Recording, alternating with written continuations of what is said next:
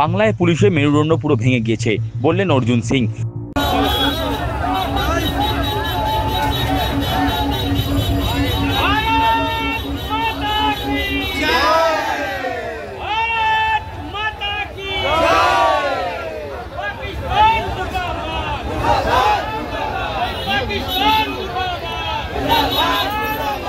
মুর্শিদাবাদের দৌলতাবাদের সমবায় সমিতির নির্বাচন ঘিরে গন্ডগোল থামাতে গিয়ে পুলিশ আক্রান্ত হয়েছে।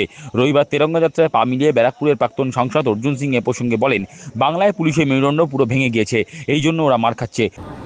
পুলিশের এটাই হওয়া দরকার আছে। পুলিশ এদের কোনো জাত আর বাকি নেই, এদের জাত লেস হয়ে গেছে, এরা মেরুদণ্ড লেস হয়ে গেছে, এই জন্য এদের মার খাওয়া উচিত। এই পুলিশে কি ভোট হবে বাংলায়? আমার মনে হচ্ছে না এই পুলিশকে দিয়ে ভোট হবে। এবার মানুষই পিটিয়ে সরিয়ে তৃণমূলকে ভোট করবে। প্রসঙ্গত দিল্লিতে নীতি আয়োগ বৈঠকে অনুপস্থিত ছিলেন বাংলার মুখ্যমন্ত্রী। এ প্রসঙ্গে তিনি বলেন, ওনার নীতি নিয়ে দরকার নেই, ওনার দুর্নীতি নিয়ে দরকার আছে, বাংলায় লুট নিয়ে ওনার দরকার আছে, তাই উনি নীতি আয়োগ বৈঠকে যাননি। নীতি নিয়ে দরকার নেই, উনি অনীতি নিয়ে দরকার আছে, দুর্নীতি নিয়ে দরকার আছে, বাংলায় কিভাবে লুট করবেন তার নিয়ে দরকার আছে, এর জন্য উনি নীতি বৈঠকে যান না। তেরঙ্গা যাত্রা নিয়ে প্রাক্তন সাংসদ বলেন, দেশের সেনাদের পরাক্রমকে সম্মান জানিয়ে গোটা দেশ জুড়ে তেরঙ্গা যাত্রার ডাক দেওয়া হয়েছে। দেশের সেনাবাহিনীর পাশে থাকার জন্য বাংলায় প্রতিটি বিধানসভায় এমনকি মণ্ডল স্তরে তেরঙ্গা যাত্রা করা হচ্ছে।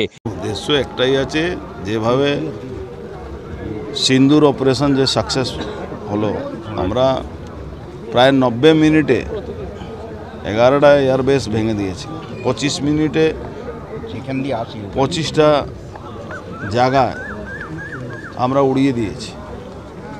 সেই জায়গাতে মানুষের একটা আবেগ, সেই আবেগটা অত মানুষ উৎসাহিত আছে ভারতবর্ষে মানুষ, যে মোদিজি যে আপিলটা করেছেন গ্রামে গ্রামে শহরে শহরে প্রত্যেকটা জায়গায় তিরঙ্গা যাত্রা মানুষ সামিল হচ্ছেন, আমাদের সেনাবাহিনী পাশে থাকার একটা বার্তা দিচ্ছেন যে ঠিক আছে তোমরা আমাদের সুরক্ষা করছো, আমরা তোমাদের জন্যে সারা ভারতবর্ষের মানুষ একযোগ হয়ে এই সেনাবাহিনী পাশে আছে, দেশের পাশে আছে, এই বার্তা দেওয়ার জন্যে জেলাতে রাজ্যের প্রত্যেকটা জেলাতে এই প্রোগ্রাম নেওয়া হচ্ছে। জেলা থেকে প্রত্যেকটা বিধানসভা থেকে প্রত্যেকটা মণ্ডলে আস্তে আস্তে নিচে লেভেল অবধি পৌঁছবে, এটাই পরিকল্পনা আছে। আরও কি জবাব দেওয়া বাকি আছে পাকিস্তানকে?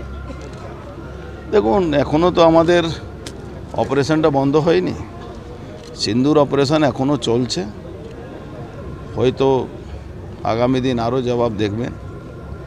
যদি পাকিস্তান আবার কোনো কিছু বোকামি করে তার উত্তর সে পাবে।